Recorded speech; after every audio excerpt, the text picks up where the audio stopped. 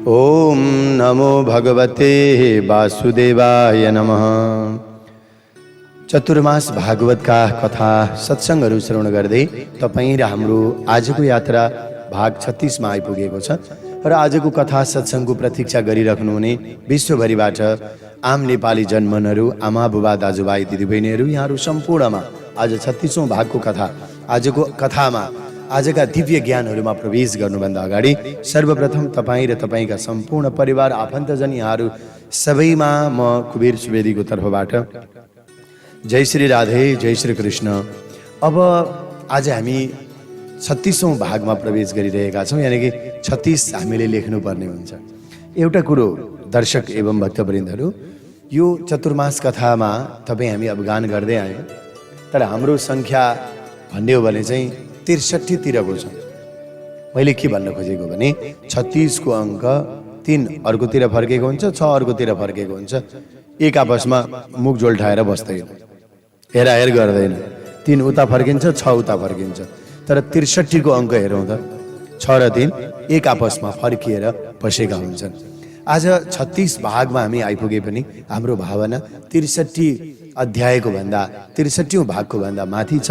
यहाँहरूले दिनुभएको अगाध स्नेह, यहाँहरूले दिनुभएको यो कथा सत्सङ्ग रुचिले अरू नयाँ नयाँ सन्दर्भ र नयाँ नयाँ प्रसङ्गहरू जोडिरहेका छन् र एउटा नयाँ उत्साह उमङ्ग बढिरहेको छ। अब यहाँहरू सबैलाई धेरै धेरै नमन गर्दछु, किनभने अब हामी 100औं जति भाग पुगिसके पछाडि फेरि अधिक मास प्रारम्भ हुन्छ, पुरुषोत्तम मासको फेरि कथा सुन्छौँ, यो भागवत कथालाई विश्राम गर्छौँ त्यहीँ, अनि चतुर्मासको कथा सुरु हुन्छ। त्यसैले आनन्दै आनन्द छ यो पालि र समय अलिकति भयावह पनि बढिरहेको छ हाम्रो नेपालमा पनि, यानि कि त्यसैले अलिकति सावधान हुनुपर्ने पनि समय छ।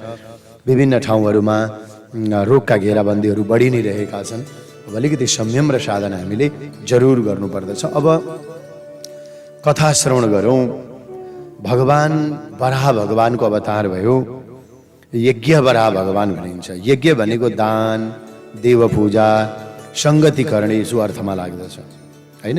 अब एउटा कुरो चाहिँ हो है भक्तवृन्दहरू, यो लोभको नाश यज्ञबाट नै हुन्छ ल। यो धेरै लोभ गर्ने बानी हुन्छ नि, यज्ञबाटै हुन्छ, सेवाबाटै हुन्छ। यसमा सुविधा, सम्मान र स्नेहको दान गर्नुपर्दछ, किनभने सुविधा, सम्मान आदि पाउने इच्छा गर्नाले पुण्य घट्छ। यो कुरो बहुत हामी भगवानका भक्त हुने त तपाईँ हामी सबै आस्था बगाएका छौँ, तर एउटा कुरो हामीले खोज्नु हुँदैन। मलाई कसैले धेरै सम्मान गरिदिए हुन्थ्यो, मेरो कसैले माइकबाट प्रशंसा गरिदिए हुन्थ्यो, मेरो कमेन्टमा कसैले प्रशंसा गरिदिए हुन्थ्यो, होइन? अथवा मेरा चाहिँ फोटा तस्बिरहरूमा कसैले प्रशंसा गरिदिए हुन्थ्यो, यो सुविधा मैले पाए हुन्थ्यो, सम्मान मलाई भए हुन्थ्यो। यदि हामीले यो इच्छा गऱ्यौँ भने यो इच्छा गर्नाले नै पुण्य कति कति घटिरहेको हुन्छ क्या। पुण्य घट्नु भनेको राम्रा कुराहरूको नाश हुनु, नराम्रा कुराहरू बढ्नु हो कि। त्यसैले देव पूजा जस्तै बाटामा जाँदा कुनै हामीले हिँड्दा हिँड्दै जस्तो देवताको पूजा भावमा हुन्छ, भक्तिमा हुन्छ, बाटामा हिँड्दा हिँड्दै कुनै स्त्रीसँग देखा भेट भयो भने उनको त्यो सुन्दरतालाई देखेर त्यहाँ कुनै वासना होइन, भगवती जगदम्बिकाको रूपमा भावमा प्रकट आउनु पर्दछ। या देवी सर्वभूतेषु मातृरूपेण संस्थिता, या देवी सर्वभूतेषु मातृरूपेण संस्थिता। मातृरूपेण संस्थिता भावले नमन गरियो, श्रद्धा गरियो। त्यसैले प्रत्येक इन्द्रियहरूका अधिष्ठाता देवताहरूको पूजा हुन्छ कि पूजा हुन्छ। प्रत्येक इन्द्रियका अधिष्ठा देवताहरूको पूजा भइरहेको हुन्छ। ए घरमा दियो बाल्दा मात्रै, धुपबाती माल्दा मात्रै त्यो हामीलाई आनन्द लाग्न थाल्यो, तर त्यसले मात्रै त हाम्रो पूजा हुँदैन नि त। त्यसैले कसैलाई देखेर राम्रो भावना हाम्रो मनमा आइदियो, होइन? राम्रो भावना आइदियो भने के हुन्छ, त्यो पनि एउटा पूजा हुन्छ। हेर्ने दृष्टिकोणबाट पनि पूजा हुन्छ, किनकि राम्रो मन छ, सच्चा मन भयो भने पनि त्यहाँ पनि पूजा, उपासना, आराधना भइ नै रहेको हुन्छ। हो यसकारणले हो दर्शक एवं भक्तवृन्दहरू, र हामीले मनबाट, वचनबाट अनि काया शरीरबाट कसैलाई पीडा नदिनु पनि यज्ञ नै हो है। त्यो पनि यज्ञ हो। यज्ञ भनेको दिनरात फेरि हवन गर्ने पूजा त्यो मात्रै होइन, जो बिना कारण जो अरूलाई दुःख दिँदैन, त्यसो भएको हुनाले सदा सर्वदा जो प्रसन्न छ त्यो पनि यज्ञ हो। चतुर्मास कतिखेर कथा आउने हो गुरुको होइन, अथवा हाम्रो यस युट्युबबाट कतिखेर चाहिँ प्रसारण हुने हो भनेर एउटा मनले बिहानैदेखि एउटा खोजिरहेको छ। एउटा यज्ञ गर्दै हुनु, यज्ञ हो यो पनि। सदा सर्वदा प्रसन्न हुनु र सद्ज्ञानहरूको सद्धार्मिक विचारहरूको प्रतीक्षा गर्नु पनि यज्ञ हो। त्यसैले यज्ञ नगरिकन सत्कर्म बिना चित्त शुद्ध हुन सक्दैन। चित्त शुद्ध बिना ज्ञान टिक्दैन, चित्त शुद्ध बिना ज्ञान टिक्दैन। सत्कर्मबाट नि सबै इन्द्रियहरू शुद्ध हुन्छन् क्या। सद्व्यवहारबाट, बोली वचनबाट सबै इन्द्रियहरू पनि शुद्ध हुन्छन्। त्यसैले भक्तवृन्दहरू, जसको मन कलुषित छ त्यस्तालाई परमात्माको दर्शनको अनुभव हुनै सक्दैन। मन कलुषित भयो भने हुनै सक्दैन। त्यसैले यो कथाबाट हामीले यही ज्ञान हामीले प्राप्त गरिरहेका छौँ। अब नि मानव जीवनमा यो यज्ञ पूर्ण निर्माण नै प्रमुख कर्तव्य हो यज्ञ भनेको। र पुराणहरू हामी सुनिरहेका छौँ नि, केवल कथा मात्र होइन, जो सुनियो बिर्सियो होइन। साना साना कुरामा पनि हामीलाई शिक्षा मिल्दछ है पुराणबाट। साह्रै साना कुराहरूमा जो साना कुरामा शिक्षा मिल्यो नि त्यो व्यक्ति ठुलो हुन्छ। हो अब उमेर ढल्क्यो, बुढो भइयो भने बसेर सुनिन्जेल आनन्द आयो भने पनि एक प्रकारको कर्तव्य पथमा त हामी रहन्छौँ, हो नि। यस कारणले गर्दा हाम्रो जीवनमा निर्माण सुरु हुनु हो पुराण सुरु गरेर। कथाले व्यथा बिर्साउँछ। साना साना कुरामा हामीलाई शिक्षा मिल्छ, त्यसलाई जीवनमा उतारेर धारण गरेर व्यवहारमा ल्याइयो भने हाम्रो यो लोक र परलोक पनि साह्रै सुन्दर हुन्छ, हो नि। त्यसैले यहाँसम्म हामीले आसुरी भावहरूलाई नाश गर्नै पर्छ। हिरण्यक्ष र हिरण्यकश्यपको भाव के हो भनेको आसुरी भाव हो। जहिलेदेखि नि धरती छ नि अथवा यो सृष्टि भयो नि तहिलेदेखि नै यो आसुरी तथा दैवी प्रकृति नै छ। अथवा हडबडाउनु पर्दैन। कोही व्यक्तिले पूजापाठ गरेको निन्दा गर्यो होइन, तपाईँलाई घरैभित्र पनि होला निन्दा गर्ने कतिको। श्रीमतीले धेरै पूजापाठ गर्नुभयो भने श्रीमानले कति गरे कि भनेर भन्ने पनि होला होइन। त्यसो भएको हुनाले यो सबैको विपरीत, सबैको अनुकूल नहोला। तर पनि कर्दम ऋषिले के गर्नुभयो, अब छायाबाट ब्रह्माका मानस पुत्र हुनुहुन्थ्यो कर्दमजी। उहाँले धेरै ठुलो तपस्या गर्नुभयो, धेरै ठुलो तपस्या गर्नुभयो सरस्वती नदीको तटमा। कर्दम ऋषिले सरस्वती नदीको तटमा बसेर धेरै ठुलो तपस्या साधना गरेर उहाँले आफ्नो जीवनलाई अगाडि बिताउनु भयो। किनभने नि तपस्या नगरिकन यो जीवको पतन हुन सक्छ है, पतन हुने खतरा हुन सक्छ। किनभने यो मानव शरीर भनेको एउटा गाग्रो हो यो मानव शरीर भनेको। यसमा 9वटा पुवाल छ, 9वटा यसमा के छन्, छिद्रा छन्, पुवाल छ। यदि गाग्रो पुवाल परेको भयो भने त्यो कहिले पनि भरिन सक्दैन। हरेक पुवालबाट ज्ञान बगेर जान्छ। ज्ञान प्राप्त हुनु कठिन छैन, तर ज्ञान आउन त आउँछ, तर त्यो रहन सक्दैन। विकार र वासनाको वेगमा त्यो कति पटक बग्यो। त्यसैले हाम्रो यो मानव शरीर भनेको एउटा गाग्रो हो। त्यसैले वासना बगाउने मात्रै होइन, काम बगाउने मात्रै होइन त यो शरीर हाम्रो न, कदापि होइन। अब भन्नुहोला 9वटा द्वार चाहिँ कहाँ छन् भनेर भन्दा 2टा आँखा भइगए। हिसाब किताब गर्नु त, 2टा आँखाका पुवाल भए होइन, छिद्रा भए, 2टा नाकका छिद्रा भए, 4वटा पुगी गए, 2टा कानका जोडिदिनुहोस्, कतिवटा भयो, 6वटा भयो, एउटा मुख जोडिदिनुहोस्, 7वटा भयो। अब 2टा भनेको मलमूत्र परित्याग गर्ने ठाउँ, 9वटा भए, 9द्वार भए। यो त शरीर त गाग्रो त हो यो। त्यसैले यसमा के बगाउने हो त। अब यो आत्मा ज्ञानमय छ, आत्मा अज्ञानी कोही पनि छैन है, कोही पनि अज्ञानी छैन। तर के हो भने जुन ज्ञान आयो आएन त्यो बगिरह्यो, प्रभावित भइरह्यो, केही अडिँदै अडिएन।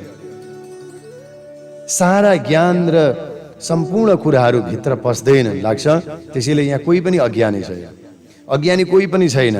भगवत दृष्टिकोणमा चाहिँ पूर्वीय दर्शनको आधारमा ज्ञानलाई सधैँ कायम राख्नका निमित्त इन्द्रियहरूद्वारा बगेर गइरहेको बुद्धि शक्तिलाई रोक्नुपर्छ।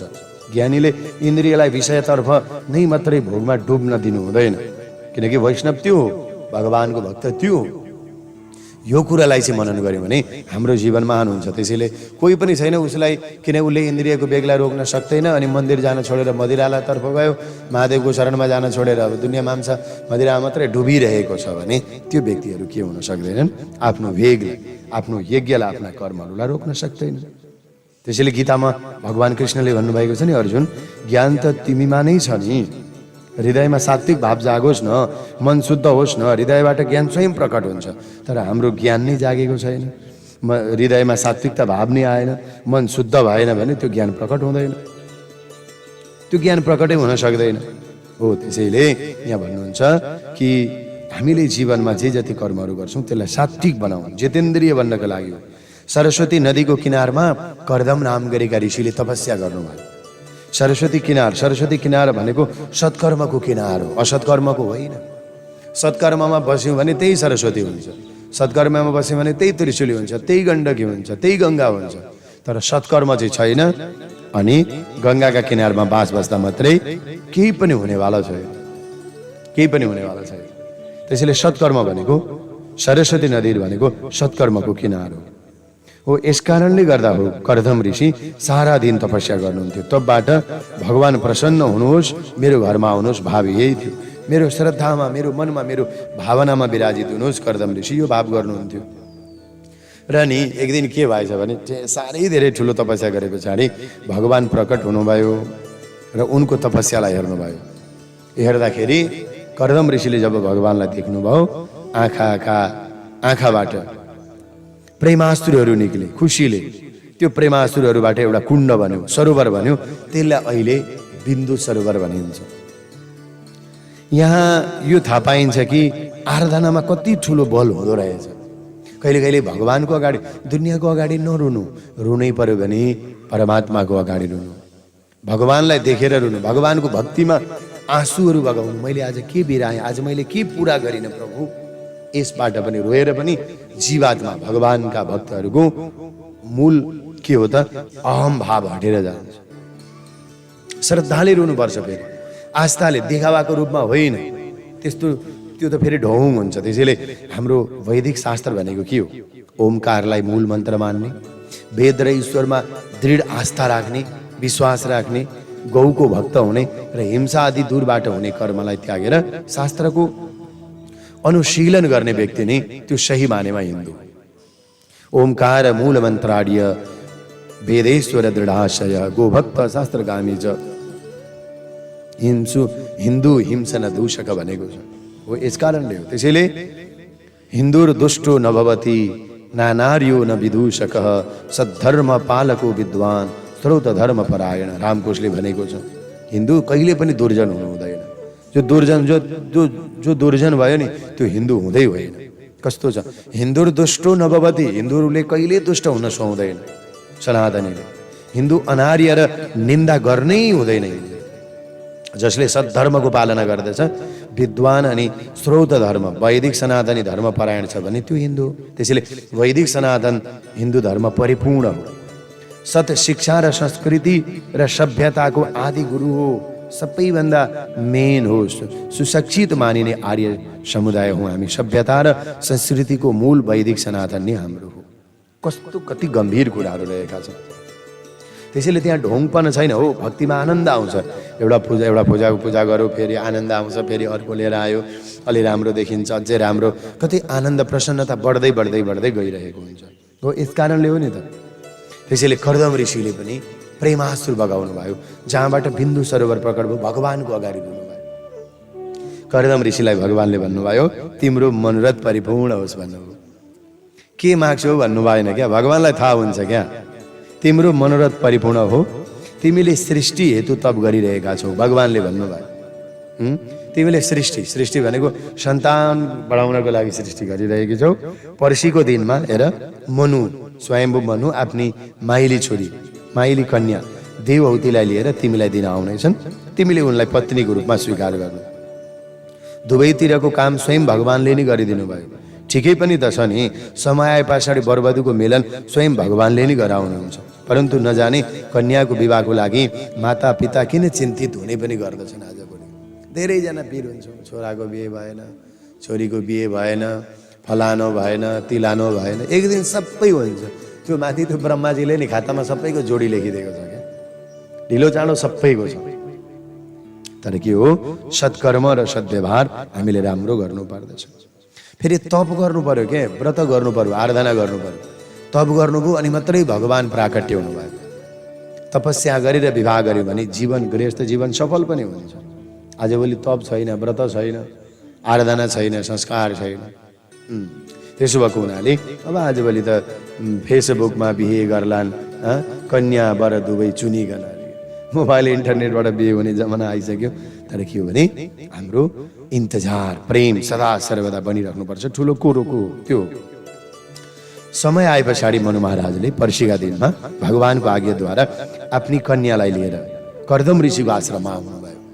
उनी पहिले कस्तो थियो भने छोरी नै रथमा राखेर पनि जुन वरको घरमा पुर्याउन जाने पनि चलन थियो। आजभोलि हाम्रो छोरीसँग विवाह गर्नुहुन्छ भनेर लिएर गयौँ भने हाम्रो धज्जी उडाउँछन्। समय यति परिवर्तनशील छ, मान्छेले आफूलाई ज्ञानी, आफूलाई 21औं शताब्दीको सम्झिरहेको छ। तर कोही कसैलाई दिन आयो भने उसले के सोध्छ, अरू कसैले विवाह गर्दैनछ अनि यहाँ आयो भनेर पनि सम्झिने बेर लाउँदैन। यो कदापि भुल गर्नु हुँदैन। ईश्वरको इच्छा भए पछाडि दैव इच्छा बलिएपछि देवताको इच्छा बलवान हुन्छ। अनि कर्दम ऋषिकै आश्रममा आउनुभयो मनु आफ्नी माइली छोरीलाई लिएर। आश्रमको प्रवेशद्वारमा पुग्दै त ब्रह्मचारीहरूको वेदध्वनि सुनिन लाग्यो।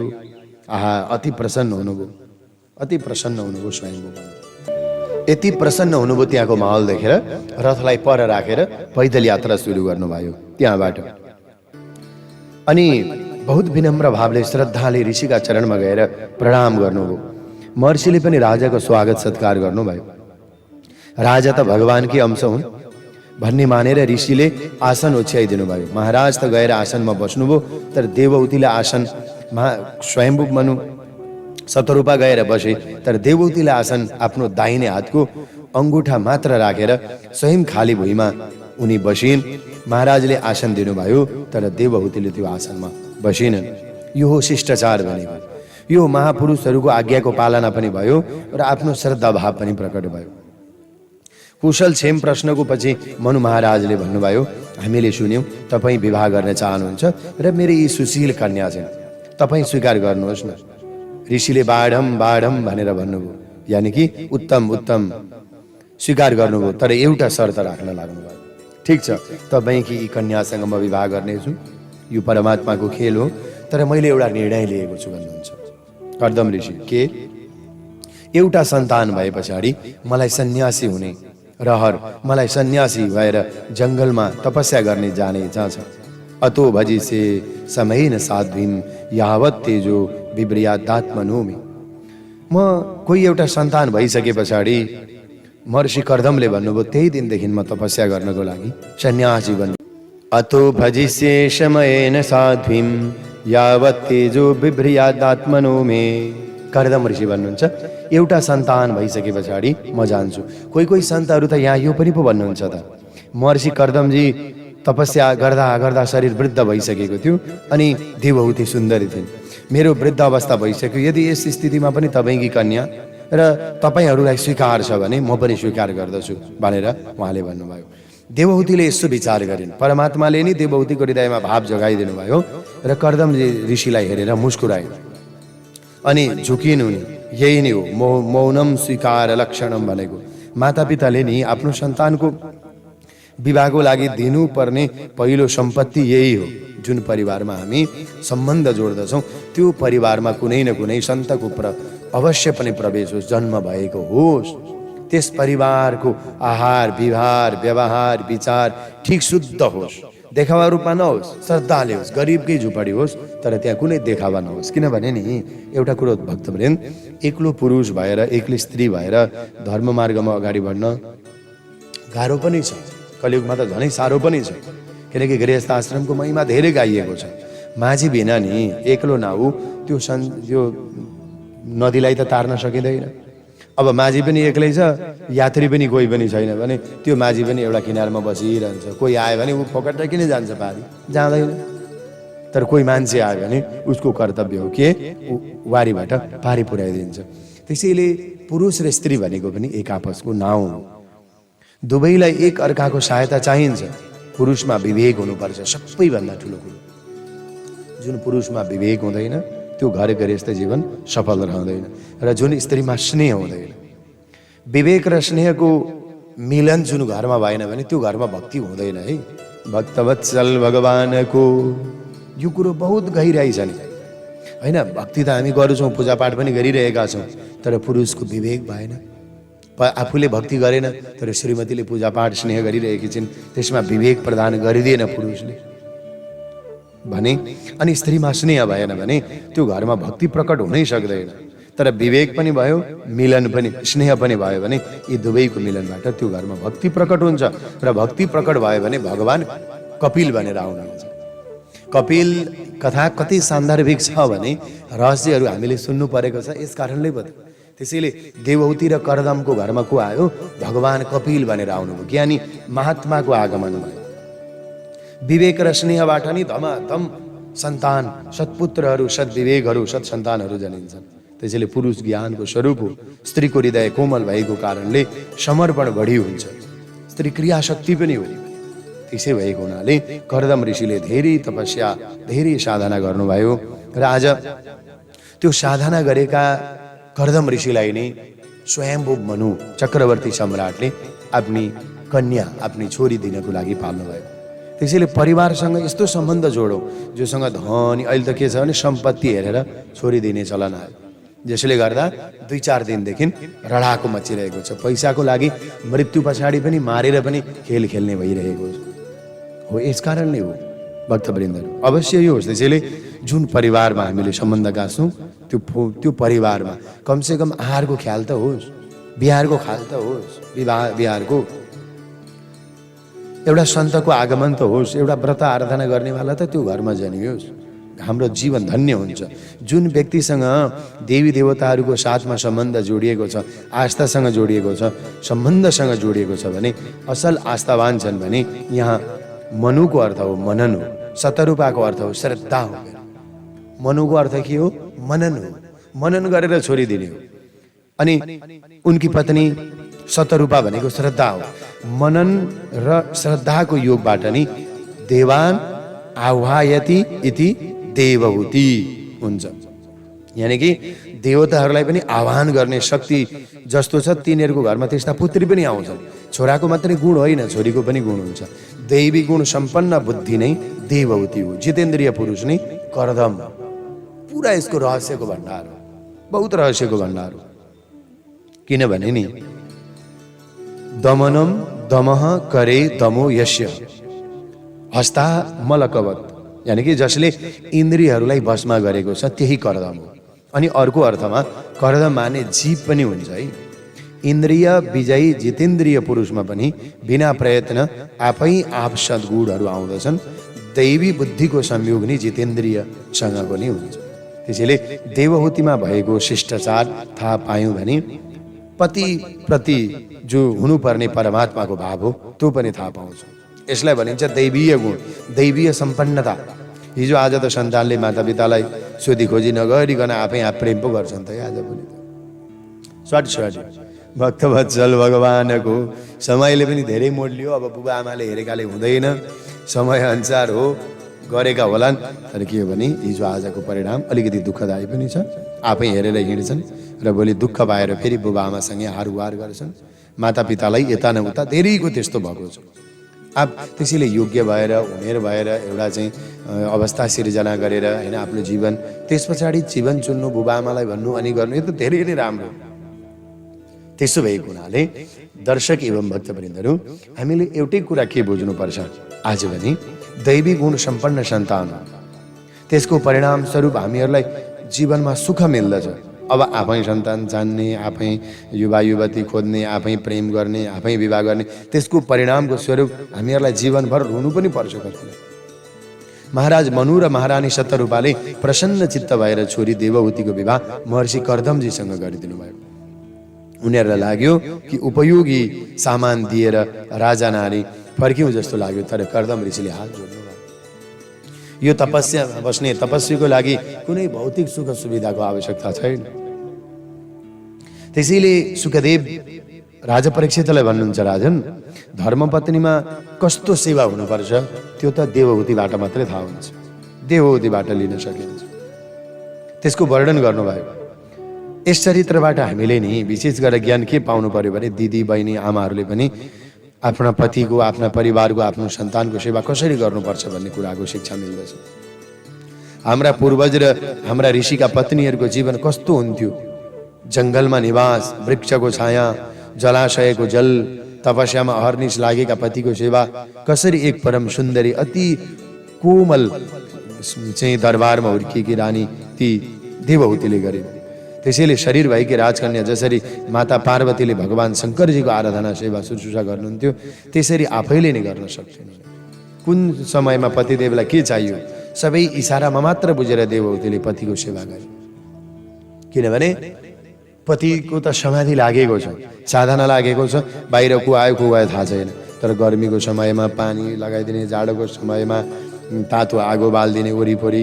त्यसैले दर्शक वृन्दहरू, हाम्रो आर्यावर्तमा नि एउटा कुरो त भन्नै पर्छ, देवहूतिले इसारामा बुझेर सेवा गरेर धेरै अर्थ छ यिनको। किन सेवाबाट जुन सुन्दरता पाइन्छ नि, त्यो क्रिम पाउडरले पाइँदैन पो त। क्रिम पाउडर लाएर अनुहार राम्रो भयो, एकछिन धपधप बल्यो, त्यही अनुहार बिग्रियो भने कस्तो दिक्क लाग्छ मान्छेहरूलाई, त्यो हेर्न पनि सकिँदैन। तर सेवाबाट सुन्दरता आओस्, सेवाबाट स्वरूप बनियोस् हाम्रो। त्यसैले विवाहको मण्डपमा इमाम, लक्ष्मी, रूपाम, कन्याम भनेको हुन्छ गुरुहरूले। तपाईँहरूलाई त थाहै हुँदैन, यताउता कोही जुत्ता लुकाउने, कोही बाजा बजाउने, कोही के आजकल त बिहे, 1 घन्टाको बिहे हुन्छ। अचम्मको विवाह पो हुन्छ त भक्त वत्सल भगवानको। हिजो अस्ति विवाह गरे, गुरुजीहरूले विवाह गर्दै हुनुहुन्छ, लुगा फेराए, बेहुला र बेहुली हराए। हेर्नु है, सत्य घटना बताउँ एउटा यहाँलाई। बेहुला र बेहुली हराए, कहाँ गए? अब यता पण्डितजी पनि पर्खेको 4 बजीसम्म बेहुला र बेहुली आउँदैनन्, भरे त कहाँ चिया बगानमा टिकटक बनाउन गएका रहेछन् बिहेकै दिन। गोविन्द भगवानको सत्य कुरो पनि सुनाउँछु है कहिले कहिले म यहाँ। त्यस्तो परिस्थिति छ। कत्रो कर्म हो विवाह भनेको। अरे भोलिका दिनमा छैन, जीवनभर छैन टिकटक। टिकटकले मात्रै आफ्नो घर व्यवहार त चल्दैन। त्यसो भएको हुनाले त्यहाँ त मन्त्र छ, त्यहाँ स्वरूप छन्, साधना छन्। यो कुरोलाई हाम्रा पुस्ताहरूले बिर्सिँदैछौँ हामीहरूले। त्यसैले विवाह मण्डपमा के भनिएको हुन्छ? इमाम, लक्ष्मी, रूपाम, होइन, लक्ष्मी रूपाम, कन्याम, नारायण स्वरूप वराय। हेर्नु त कति राम्रो कुरो छ। नारायण स्वरूप वराय तुभ्यम अहम समर्पये भनेको हुन्छ त्यहाँ। लक्ष्मी रूप कन्या, नारायण स्वरूप वरलाई चाहिँ अर्पण गरे। यस्तो सङ्कल्प कन्याका पिताले गरेका हुन्छन्, फेरि अरूले होइन। गुरुहरूले मन्त्र पढिदिएको हुन्छ, ती छोरीका बुवालाई आउँदैन र। त्यसैले उनका पिताले गरेका हुन्छन्। त्यसैले पति पत्नी आपसमा आजदेखि हामी दुवैको भाँडी, हामी दुवैको हृदय, हामी दुवैको चित्त एकै हुनेछ भनेर प्रतिज्ञा गर्दछौँ। अनि त दाम्पत्य जीवन सुखमय हुन्छ नि। यदि पत्नीमा केही गुण भएन, सेवाको भाव भएन, इसारा भएन, दाम्पत्य जीवनमा पतिमा स्नेह भएन, विवेक भएन भने त्यो दाम्पत्य जीवन त नरक जस्तो हुन्छ। व्याकरणमा पनि त पाणिनीजीले भन्नुभएको छ नि, पत्न्युर नो योग संयोगे भन्नुभएको छ। यो सूत्रले के भन्नुभएको छ भने धर्मपत्नीको अर्थ नै धर्म सहचारिणी हो। देवहूतिका पति सेवामा केही विशेषता थियो। किन? विश्रम्भेणात्म शौचेन गौरवेण दमेन च शुश्रूषया सौहृदेन वाचा मधुरया च भो। त्यसैले भगवानले देवहूति र कर्दम ऋषिको संयोग भगवानले नै गराइदिनु भयो। कर्दमको तपस्यासँग देवहूतिको स्नेह साधना यो परिपूर्ण रहेको छ। त्यसैले भन्नुहुन्छ म यस्ताको घरमा अब आफै पुत्र बनेर आउँछु। त्यसैले भगवानले जोडी मिलाइदिनु भयो, संयोग मिलाइदिनु भयो भक्तिको। भक्ति प्रकट गरे र भगवानलाई पुत्रको रूपमा कपिल भनेर प्राकट्य गर्दछन्। त्यसैले पति पत्नीले पवित्र जीवन बिताए भने भगवानलाई पनि उनीहरूकामा जन्म लिने इच्छा हुन्छ है भक्तवृन्दहरू। सन्तान नै एक दिन भगवान जस्तै भनेर आउँदछन्। भगवानले भन्नुभएको म पुत्र रूपबाट तिमीहरूकोमा आउँछु, जगतलाई मैले साङ्ख्य शास्त्रको उपदेश दिनु छ, मैले जीवनमा दुःखबाट मुक्त हुने मानवलाई ज्ञान दिनु छ भनेर भगवान श्रीहरिले, भगवान श्रीनारायणले कर्दम ऋषिलाई अगाडि नै भन्नुभएको थियो। त्यसैले यो सहजता बन्नको लागि देवहूतिको पनि आगमन भयो र देवहूतिले जिम्मेवारी पूर्वक, सहजतापूर्वक, सेवापूर्वक आफ्नो घर गृहस्थमा रहिन् र यिनै ऋषिको आश्रममा एक दिन कपिलदेव भगवानको आगमन हुन्छ। अब कपिलदेवको जन्मकथा, साङ्ख्य योगका तमाम शास्त्रहरूको बारेमा हामी भोलिको कथा प्रसङ्गमा श्रवण गर्नेछौँ। आजको कथा, आजको चतुर्मास सत्सङ्गको समयलाई यहीँ विश्राम गर्नुपर्ने बेला भइसकेको छ। यहाँहरू सबैलाई धेरै धेरै धन्यवाद। आजको कथा सत्सङ्ग भक्तिमा अवगान गरेर साथ दिनुभयो र आजको कथाबाट म बिदा हुन्छु। यहाँ तपाईँ हामी सबैको दिन सुन्दर होस्। जय श्री राधे, जय श्री कृष्ण।